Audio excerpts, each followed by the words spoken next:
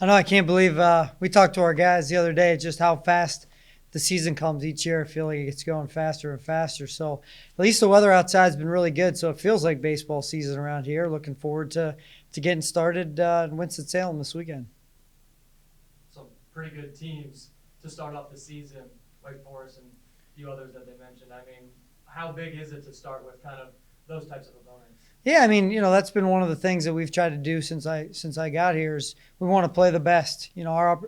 For us, in order to accomplish our goals, we're going to have to be able to beat really good teams on the road, especially if we want to go into an NCAA tournament. So that this is an opportunity for us to really see where we're at, play in some great environments, and really challenge ourselves and see kind of, how we've prepared. And I think our group's ready to do that. What are the goals? Well, I mean, I think every year, it would be crazy if we didn't say we want to win a Horizon League championship. I mean, that's our goal from the day we walk in here in the fall. We want to build off some of the successes we've had in the last couple of years, continue to get better. I think we have an older group, a group of guys that have kind of been through this and gained a lot of experience last year, and for them to be able to, get back out there and give us an opportunity to hopefully do that. So it'll start here in week one. Talked on the experience you're bringing back. Just what do you see as the strengths of this year's unit, and maybe what concerns you going into this campaign? Well, I think one of the biggest strengths for us is our experience. At some points, most games we're going to start probably 7 guys that are in their 4th year or later. So, for those guys, all that experience that they've had throughout their careers is going to help that. There's not as much of a learning process, and there's not going to be a situation that's too big for them.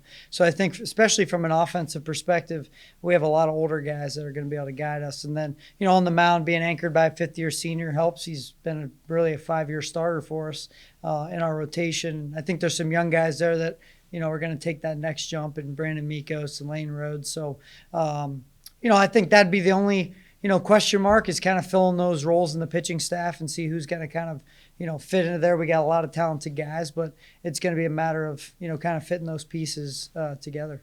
You talk about the new guys. Talk about the incoming freshmen and some things you like about them and how they can impact this team. Yeah, there's some. I think if you ask any of them, there's some really talented freshmen on this group.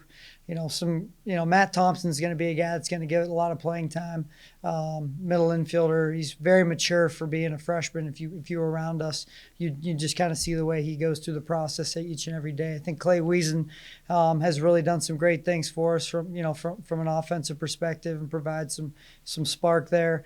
Some of our younger guy, Ian Francis, is kind of become a leader. He's a sophomore for us, got some playing time last year, but I think he's ready to step up. And then on the mound, the young guys, Gebhardt, he's a left-handed pitcher. I think he's going to be real special for us at some point in his career, and this will be a good opportunity to get some of that experience. Him and Brandon Anderson will probably be the 2 guys that get the most time early in the back end of our bullpen. So looking forward to those guys. You have about 13 players locally. Is this area still decent for high school baseball? Yeah, I mean, I think this has always been known as kind of a football area, but I bet if you looked over the last 5-6 years, I bet there's been more players from this area go Division I to play baseball than probably any other sport. So we're fortunate that that was kind of a priority number one. I think you go back to my first press conference, we wanted to get the best players from our area to stay here and play. And I think we've done a good job of being able to get those guys to stay and play, and a lot of them have great success here. Dan, just over the weekend, a couple players were named to D1Baseball.com, get some preseason recognition. Just how's that feel for this team? Yeah, I think anytime you can get preseason recognition, I think it's a good thing for those players because of the hard work that they've put into their work and their recognition for what they did last year. But just like anything else, it's preseason. I think every year so far, the last 2 years, we've had the preseason Horizon League Pitcher of the Year, and another guy on our staff has won Pitcher of the Year. I don't think the preseason Horizon League Hitter of the Year has been that guy at the end of the season. So it's nice to get preseason recognition, but what really matters is what's going to happen on the field here in the next 15 weeks leading up to the Horizon League tournament.